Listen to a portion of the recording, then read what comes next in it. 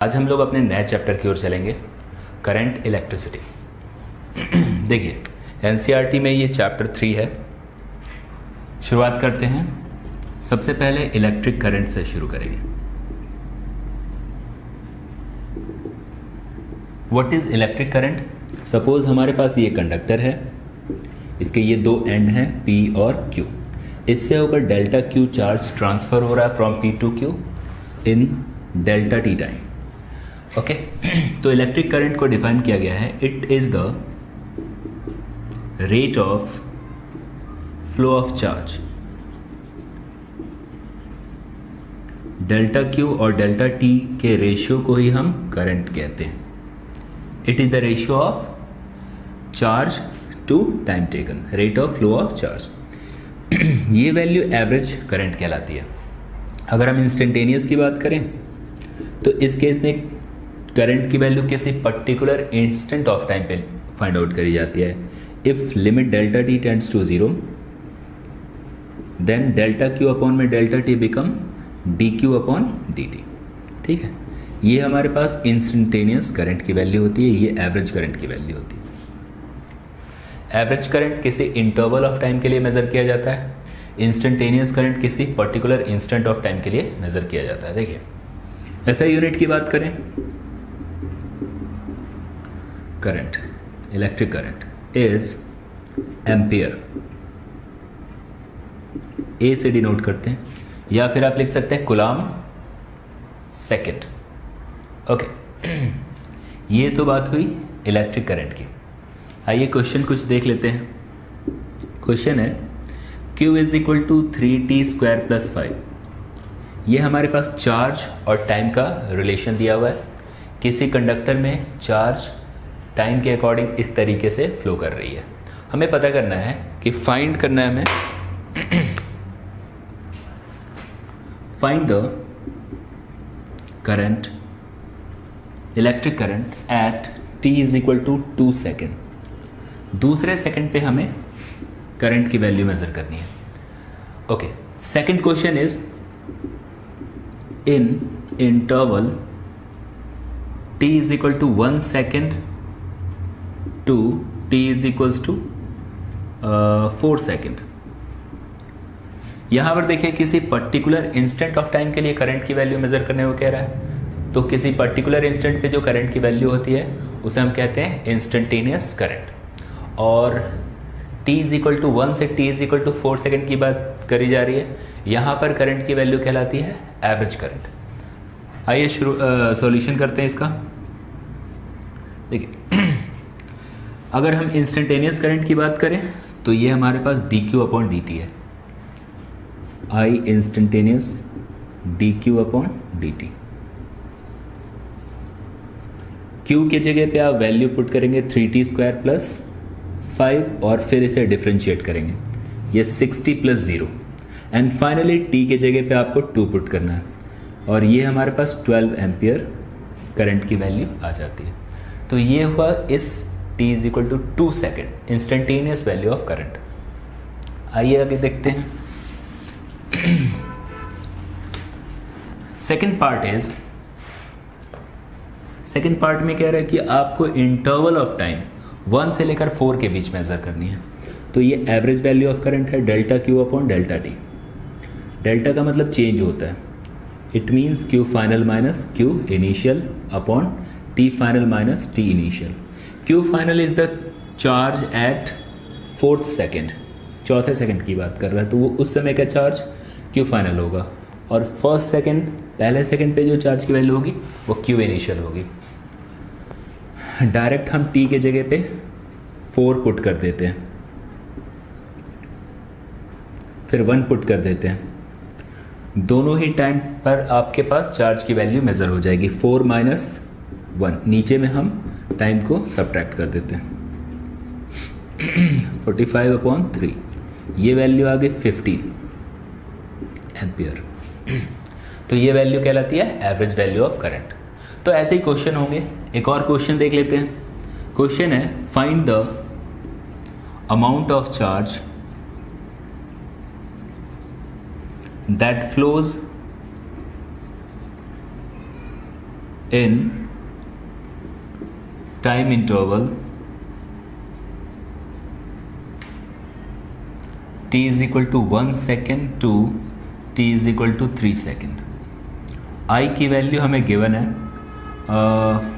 2t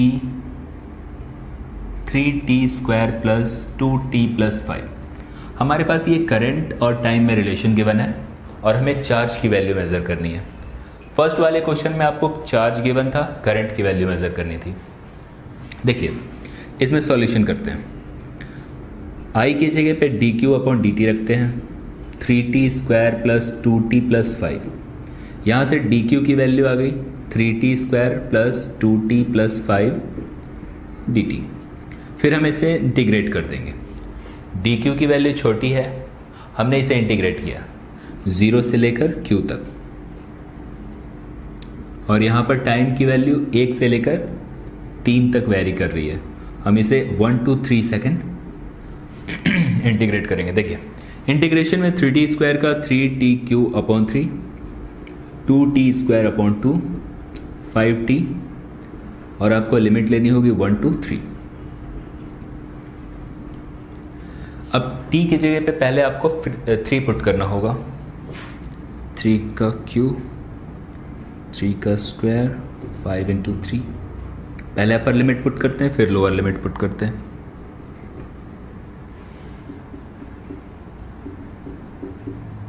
and finally आप answer पता कर सकते हैं।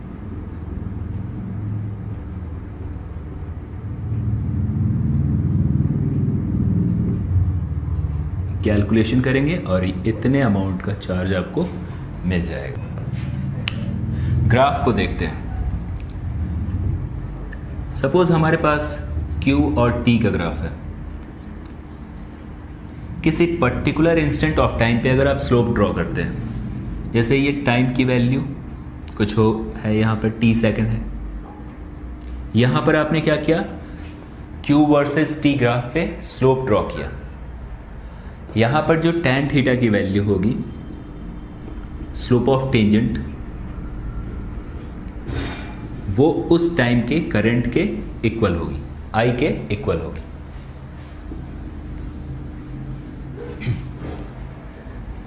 एक और कर्व है। सपोज हमारे पास I और T का कर्व दिया हुआ है। हमने T इनिशियल से लेकर T फाइनल तक इसके नीचे का एरिया मेजर करना है, एरिया अंडर कर्व। इस एरिया की वैल्यू टोटल चार्ज के इक्वल होती है। अगर I वर्सेस T का ग्राफ है तो यहाँ पर आपको इसके नीचे का एरिया चार्ज के इक्वल होता है। ठीक है, तो ये दो कॉन्सेप्ट हैं इसके। हमारा न्यू टॉपिक है करंट डेंसिटी।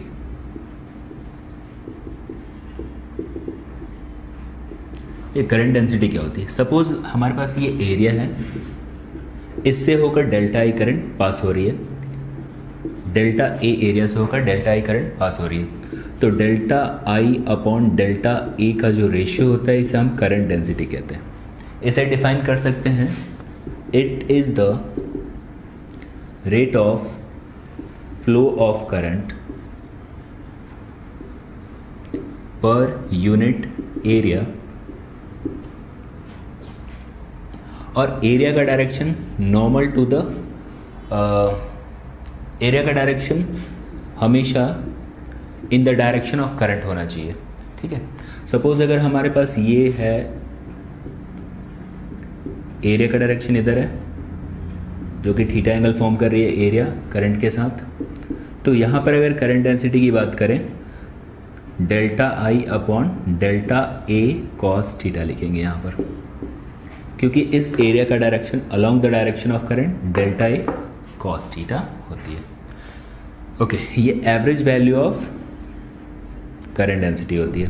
अगर instantaneous value of current density measure करें तो D I upon D A होगी। एसआई यूनिट की बात करें, SI unit of current density is ampere metre per metre square. ये है करंट डेंसिटी। और करंट डेंसिटी के बारे में एक बात समझनी होगी, it is a vector quantity. Current is a scalar quantity, but current density is a vector quantity because of this area. Okay, आगे देखते हैं.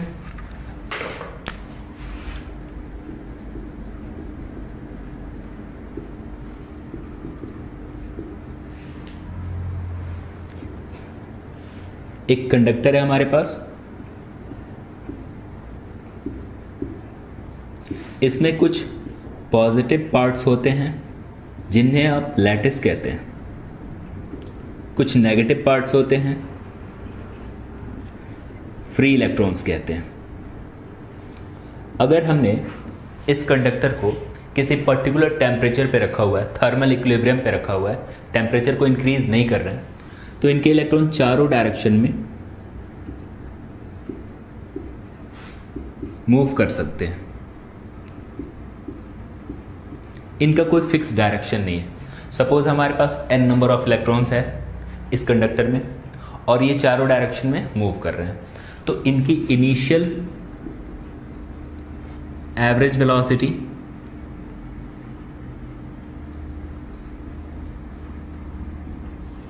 एट थर्मल इक्विलिब्रियम वो होगी u average is equals to u1 u2 un upon n, जो इक्वल होगी zero के. ये ज़ीरो के इसलिए इक्वल होगी क्योंकि इनका कोई एक फिक्स डायरेक्शन नहीं है. ओके, सपोज हमने इस कंडक्टर में फील्ड अप्लाई किया,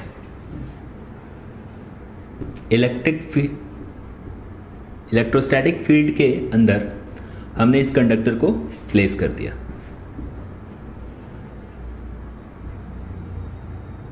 अब क्या होता है, इसके जितने भी इलेक्ट्रॉन हैं वो पॉजिटिव प्लेट की ओर मूव करना शुरू कर देंगे. इनको एक डायरेक्शन मिल जाएगी और उस समय की वेलोसिटी को आप v1, v2, v3, vn assume कर लेते हैं. ये एक ही डायरेक्शन में मूव करना शुरू होंगे क्योंकि इलेक्ट्रॉन नेगेटिव होते हैं, वो पॉजिटिव प्लेट की ओर ड्रिफ्टेड होना शुरू हो जाएंगे. Okay, on applying field, electric field to the conductor, force on electrons. देखिए, फोर्स की वैल्यू होती है Q इंटू ई. इलेक्ट्रिक फील्ड में फोर्स की वैल्यू ये होती है, यहाँ पर चार्ज माइनस ई के इक्वल होगा, तो फोर्स की वैल्यू होगी minus E into capital E. ठीक है, अब हम एक्सेलरेशन की बात करें.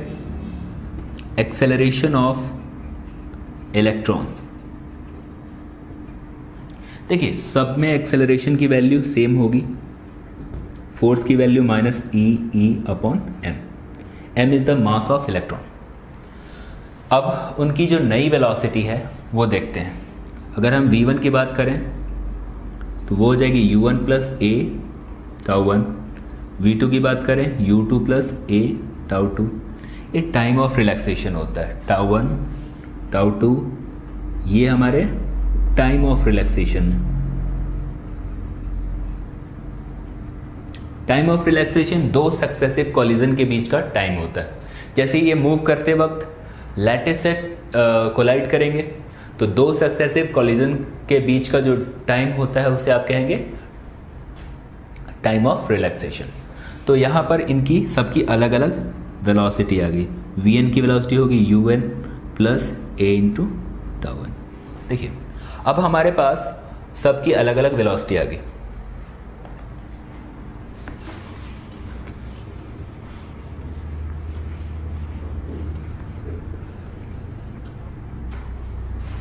वी एवरेज, अब जो वी एवरेज हम एवरेज की वैल्यू हम जो मेज़र करेंगे, फाइनल वेलोसिटी जितनी भी आई है v1, v2, vn upon n, इसी वेलोसिटी को आप ड्रिफ्ट वेलोसिटी कहते हैं. ठीक है, जैसे v1 की जगह पे हमने रख दिया u1 प्लस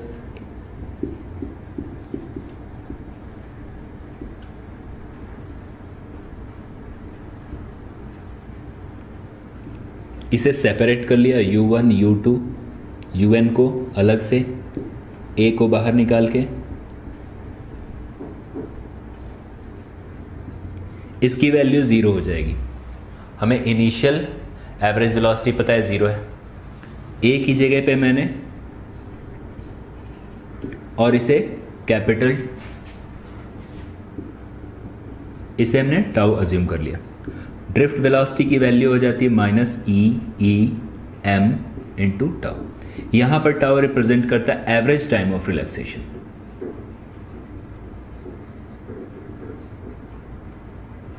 ठीक है, ये हमारी ड्रिफ्ट वेलोसिटी है। तो ड्रिफ्ट वेलोसिटी को डिफाइन करेंगे, it is the average velocity of all electrons inside conductor inside electric field. Electric field के अंदर जितने भी इलेक्ट्रॉन्स होंगे उन सब की जो एवरेज वेलोसिटी होगी उसे हम ड्रिफ्ट वेलोसिटी कहते हैं। बात करते हैं relation between current and drift velocity. Suppose हमारे पास एक कंडक्टर है, इसके क्रॉस सेक्शनल एरिया की वैल्यू a है और इसका लेंथ l है। It contain n number of electrons per unit volume. Per unit volume के अकॉर्डिंग इसमें n नंबर ऑफ इलेक्ट्रॉन्स हैं। अभी इसके वॉल्यूम की वैल्यू a इंटू एल होगी। इसमें नंबर ऑफ इलेक्ट्रॉन्स NaL हो जाएंगे। ठीक है, अब हम बात करते हैं चार्ज की। इस कंडक्टर में नंबर ऑफ इलेक्ट्रॉन इतने हैं, एक इलेक्ट्रॉन पे चार्ज E के इक्वल होता है। अब टोटल चार्ज की वैल्यू हो जाएगी NaL इंटू E। ठीक है, ये Q की वैल्यू आ गई। ठीक है, अब बात करते हैं time taken by charge by electrons to travel from one end to other end, P to Q। अगर हम टाइम टेकन की बात करें तो डिस्टेंस को वेलोसिटी से डिवाइड कर देंगे। ये हमारे पास लेंथ है और इसमें जो मूव करने वाले इलेक्ट्रॉन्स हैं उनकी एवरेज वेलोसिटी Vd है, L अपॉन Vd। अब हम बात करेंगे करंट की। करंट होता है चार्ज अपॉन टाइम। चार्ज की वैल्यू हमारे पास NeA Vd है, NeAL है और हमने इसको डिवाइड कर दिया L अपॉन Vd से। L से L कैंसिल हो जाता है यहाँ से, NeA Vd। ये हमारे पास करंट की वैल्यू आ जाती है। ये है relation between current and drift velocity. यहाँ से एक और रिलेशन हम मेज़र कर सकते हैं। अगर हम दोनों ओर A से डिवाइड कर दें तो ये NeA Vd अपॉन A और I अपॉन A, ये वाली वैल्यू J हो जाएगी ड्रिफ्ट वेलोसिटी करंट डेंसिटी, और यहाँ से आप NeVd लिख सकते हैं। ठीक है, तो ये रिलेशन होता है करंट और ड्रिफ्ट वेलोसिटी में। आगे देखते हैं deduction of Ohm's law. As we know that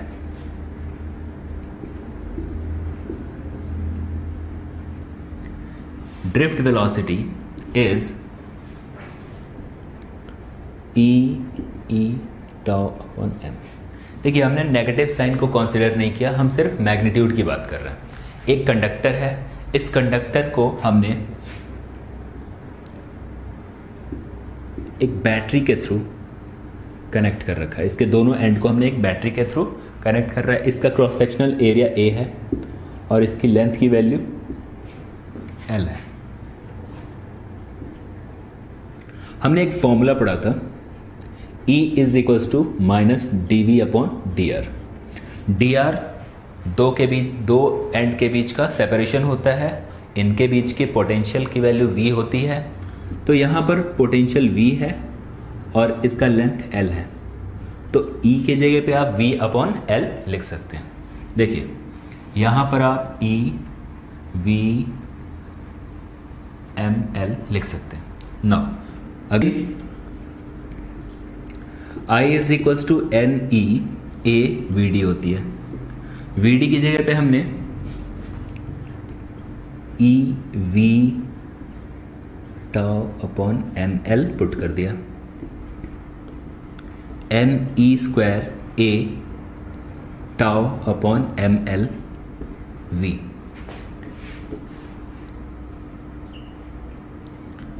we को हमने आई से डिवाइड कर दिया और यहां पर M L upon N E square A tau, ये वैल्यू हमें मिलती है और इसे हम R कॉन्सिडर कर लेते हैं। दिस इज आई R ये हो जाता है इस और V अपॉन आई, और यहां से V is equals to I R. ये हमारा ओम्स लॉ है। अब बात करते हैं इसकी। R is equals to M L N E square A tau. यहां से m अपॉन में एन ई स्क्वायर टाउ की वैल्यू को अलग करते हैं, l अपॉन ए को अलग करते हैं। ये जो वैल्यू है इसे आप रेजिस्टिविटी कहते हैं। रेजिस्टिविटी और ये इसका लेंथ है कंडक्टर का, ये एरिया ऑफ क्रॉस सेक्शन, ये है आपका रेजिस्टेंस। तो यहां देख रहे हैं आप ओम्स लॉ के according V is equals to I R. According to Ohm's law हमने पढ़ रखा है कि current through a conductor is directly proportional to potential difference between its ends. Okay, अगर पोटेंशियल की वैल्यू हम बढ़ाते हैं तो इसमें फ्लो होने वाले करंट की वैल्यू भी बढ़ेगी, ठीक है, लेकिन providing temperature and other factors constant. Temperature और प्रेशर को हमें कांस्टेंट रखना होगा यहाँ पर। तो ये ओम्स लॉ है। बात करते हैं हम रेजिस्टेंस की और रेजिस्टिविटी की।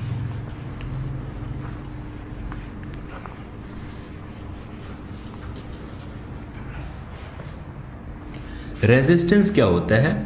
ये रेजिस्टिव प्रॉपर्टी होती है जो चार्ज को फ्लो होने से रोकती है। किसी कंडक्टर में ये प्रॉपर्टी होती है जो चार्ज को फ्लो होने से रोकती है, रेजिस्ट करती है। रेजिस्टेंस का ऐसा यूनिट है ओम। अब हम बात करते हैं रेजिस्टिविटी क्या होती है। Resistivity is the resistance of unit volume of conductor. कोई एक कंडक्टर है, इसके एरिया ऑफ क्रॉस सेक्शन की वैल्यू A है, लेंथ की वैल्यू L है। A की जगह पे हमने 1 मीटर स्क्वायर ले लिया, L की जगह पे 1 मीटर ले लिया। तो यहां पर R is equal to rho L upon A, जैसा कि हमने यहां से पढ़ रखा है। L की जगह पे 1 पुट कर देते हैं, A की जगह पे 1 पुट कर देते हैं, तो R की वैल्यू आ जाती है रो के इक्वल। तो रेजिस्टिविटी भी एक तरीके से रेजिस्टेंस ही है for unit volume of conductor. आइए बात करते हैं इसके SI यूनिट की। इसकी SI यूनिट हो जाती है यहां से मीटर मीटर ओम मीटर, SI यूनिट। कुछ टर्म्स और हैं जैसे कि कंडक्टेंस। कंडक्टेंस को देखते हैं। It is the reciprocal of resistance. Resistance के रेसिप्रोकल को हम कंडक्टेंस कहते हैं। इसका SI यूनिट होता है पर ओम या फिर मो MHO या फिर साइमन्स, ठीक है, S से डिनोट करते हैं। कंडक्टेंस के जैसे ही एक और क्वांटिटी होती है कंडक्टिविटी। What is conductivity? देखिए, रेजिस्टेंस का रेसिप्रोकल कंडक्टेंस कहलाता है, रेजिस्टेंस का रेसिप्रोकल कंडक्टेंस कहलाता है, और रेजिस्टिविटी का रेसिप्रोकल रेजिस्टिविटी की रेसिप्रोकल वैल्यू क्या लाएगी? कंडक्टिविटी। कंडक्टिविटी को सिग्मा से रिप्रेजेंट करते हैं और ये 1/ρ के इक्वल होता है। अगर हम बात करें इसके एसआई यूनिट की, पर ओम पर मीटर, साइमन पर मीटर, ये इसका एसआई यूनिट होता है कंडक्टिविटी की। ठीक है,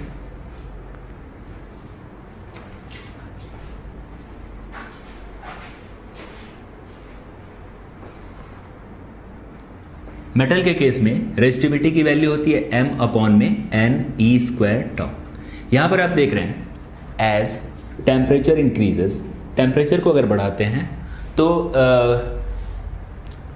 टाइम ऑफ रिलैक्सेशन की वैल्यू घटती है, वो जल्दी जल्दी कोलाइड करने शुरू हो जाएंगे। कंडक्टर के अंदर जो मौजूद इलेक्ट्रॉन्स हैं टेम्परेचर बढ़ाने से वो फास्ट मूव करना शुरू कर देते हैं, इससे वो जल्दी कोलाइड करना शुरू कर देते हैं। तो टाइम ऑफ रिलैक्सेशन की वैल्यू यहाँ पर घट जाती है। टाइम ऑफ रिलैक्सेशन की वैल्यू जब घट जाएगी तो आप देख रहे हैं कि resistivity is inversely proportional to τ।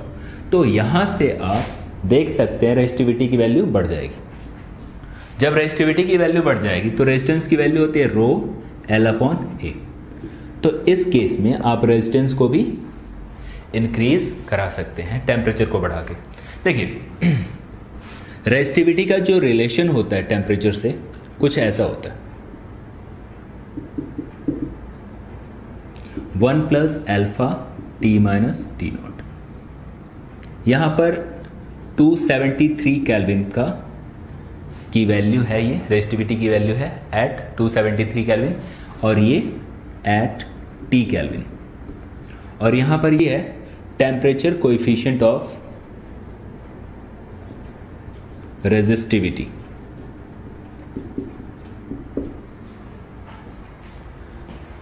यहाँ से आप देख रहे हैं टेम्परेचर की वैल्यू इंक्रीज कराने से रेजिस्टिविटी की वैल्यू बढ़ती है और वो इस रिलेशन से बढ़ती है। ये हमारे पास कुछ ग्राफ दिए हुए हैं, ये कॉपर के लिए है और ये है नाइक्रोम के लिए। ठीक है, आप देखिए 0 केल्विन पे किसी भी मेटल की जो रेजिस्टिविटी होती है वो लगभग 0 के इक्वल होती है और टेम्परेचर के इंक्रीज करने से वो इंक्रीज करती है। यहाँ पर आप देख रहे हैं कॉपर की जो रेजिस्टिविटी है वो बिल्कुल 0 के अप्रॉक्स है। But in case of alloy के केस में 0 केल्विन पे भी कुछ ना कुछ रेजिस्टिविटी होती है, कुछ ना कुछ उसका रेजिस्टेंस होता है। तो ये डिफरेंस आप कर सकते हैं एलॉय और मेटल में। आगे चलते हैं, ये हुई बात मेटल के लिए। अब हम बात करेंगे सेमीकंडक्टर की।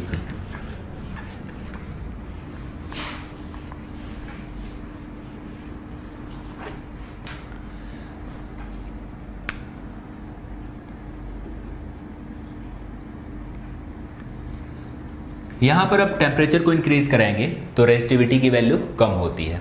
मेटल के just opposite, as temperature increases number of free electrons increases।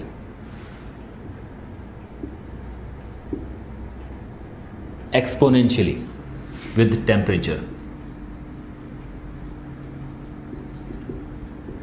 देखिए यहां पर ऐसा है n at T temperature, n at 0 kelvin 0 degree centigrade, n0 मान लेते हैं इसे, e⁻ (Eg/kB) Boltzmann constant into T। यहाँ पर आप देख रहे हैं टेम्परेचर को इंक्रीज कराने से नंबर ऑफ फ्री इलेक्ट्रॉन्स, जो सेमीकंडक्टर में नंबर ऑफ फ्री इलेक्ट्रॉन्स होते हैं वो इंक्रीज करते हैं और इससे इसकी कंडक्टिविटी इंक्रीज होती है और रेजिस्टिविटी डिक्रीज होती है। तो ये बात हुई सेमीकंडक्टर में। यहाँ पर टेम्परेचर बढ़ाने से रेजिस्टेंस की वैल्यू भी घटती है। हम बात करते हैं सुपर कंडक्टिविटी की। सुपर कंडक्टिविटी में क्या होता है?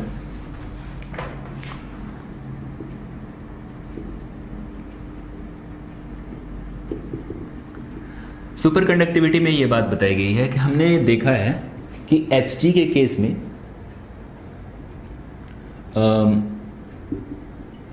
ये हमारे पास रेजिस्टेंस है ओम में कुछ इस तरीके से,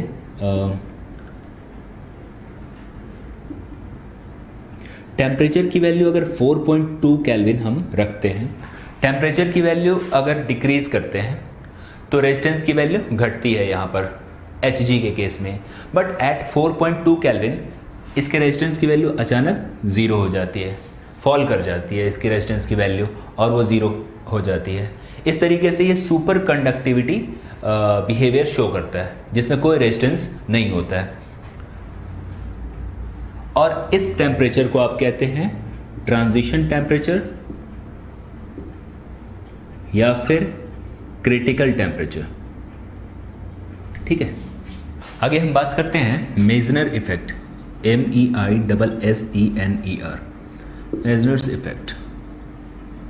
यहां पर यह बात बताई गई है, सपोज हमारे पास एक स्पेसिमेन है, हमने इसको मैग्नेटिक फील्ड के अंदर प्लेस कर दिया, मैग्नेटिक फील्ड लाइन इससे होकर पास कर रही है। यहां पर टेम्परेचर की value greater than critical temperature है। सपोज करते हैं क्रिटिकल टेम्परेचर K है, C है, इससे टेम्परेचर की वैल्यू ज़्यादा। Critical temperature is the transition temperature at which substance और स्पेसिमेन शोज सुपर कंडक्टिविटी। तो यहाँ पर आप देख रहे हैं टेम्परेचर की वैल्यू C से अगर ज़्यादा है तो फील्ड लाइन इससे होकर पास करेंगी। लेकिन अगर हमने टेम्परेचर की वैल्यू लेस देन C कर दी, डिक्रीज कर दी टेम्परेचर को, तो यहाँ पर आप देख रहे हैं कि magnetic field lines pulled away हो जाते हैं। इस स्पेसिमेन के अंदर मैग्नेटिक फील्ड की वैल्यू ज़ीरो हो जाती है at this temperature, below this temperature. Critical temperature से कम टेम्परेचर रखेंगे तब इस केस में आप देखेंगे कि मैग्नेटिक फील्ड लाइंस इसके अंदर होंगी नहीं, वो इस स्पेसिमेन से पुल्ड अवे हो जाती हैं। ठीक है, इस इफेक्ट को हम कहते हैं मेजनर्स इफेक्ट। आइए समझते हैं इलेक्ट्रोमोटिव फोर्स के बारे में। ठीक है, इलेक्ट्रोमोटिव फोर्स क्या है?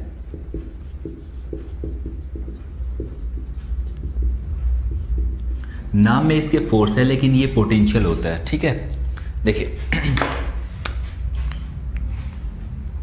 सपोज हमारे पास एक सेल है, सेल के अंदर इलेक्ट्रोलाइट फील्ड है, इनमें केमिकल रिएक्शन हुआ।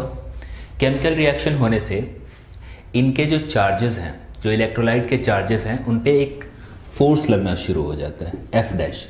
ये नॉन इलेक्ट्रोस्टैटिक फोर्स होता है। नॉन इलेक्ट्रोस्टैटिक फोर्स की वजह से जो इस इलेक्ट्रोलाइट के पॉजिटिव चार्ज हैं वो एक प्लेट पर आ जाते हैं और जो इसके नेगेटिव चार्ज हैं वो दूसरे प्लेट पे चले जाते हैं। ये सब हुआ इस नॉन इलेक्ट्रोस्टैटिक फोर्स की वजह से। ये फोर्स क्यों लगा? क्योंकि इनके इलेक्ट्रोलाइट के अंदर केमिकल रिएक्शन प्रोसीड हुआ। ठीक है, नाउ जैसे आप देख रहे हैं चार्ज एक्यूमुलेट होना शुरू हो जाते हैं। पॉजिटिव चार्ज धीरे धीरे करके इस प्लेट पर जमा होने शुरू हो जाते हैं और नेगेटिव चार्ज दूसरी ओर, और एक फील्ड डेवलप हो जाता है। इलेक्ट्रिक फील्ड आपको पता है इस पॉजिटिव से नेगेटिव की ओर उसका डायरेक्शन होता है। ये फील्ड डेवलप हो गया और इस फील्ड की वजह से अब जो पॉजिटिव चार्ज हैं उन पे अपोजिट डायरेक्शन में फोर्स लगना शुरू हो जाएगा। पहले वो एक्यूमुलेट होते थे इस पॉजिटिव प्लेट पे, अब उन्हें एक अपोजिट डायरेक्शन में इलेक्ट्रोस्टैटिक फोर्स लगना शुरू हो गया जो इस F डैश के अपोजिट डायरेक्शन में है। अब क्या होगा, ये FE धीरे धीरे करके F डैश के इक्वल हो जाएगा और एक स्टेट क्रिएट होगा, उसे हम कहते हैं स्टेडी स्टेट। नाउ इस स्टेट पे एक्यूमुलेशन बंद हो जाता है, चार्ज जितने एक्यूमुलेट हुए वो हो गए, ठीक है ना, अब बंद हो जाता है। नाउ देखते हैं अब work done by source to transfer charge Q from plate B to A। B से A पर इस बैटरी को Q चार्ज को ट्रांसफर करने में कितना वर्क डन हुआ? तो बैटरी ने F डैश फोर्स लगाया, डिस्प्लेसमेंट से मल्टीप्लाई किया, तो ये हमारा वर्क डन आ जाता है। पर यूनिट चार्ज पे कितना वर्क होगा? Work done by source per unit charge, ये हो जाता है work done per unit charge F dash D upon Q। और यही work done per unit charge जो बैटरी करती है किसी यूनिट चार्ज को लोअर पोटेंशियल से हायर पोटेंशियल पे लाने में, ये वर्क डन इलेक्ट्रोमोटिव फोर्स कहलाता है। तो इलेक्ट्रोमोटिव फोर्स को आप डिफाइन करेंगे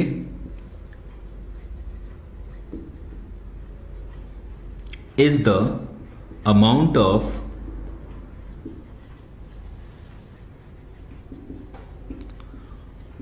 work done by the source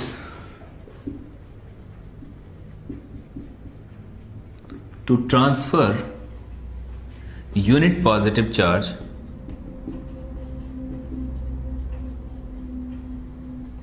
from lower potential to higher potential।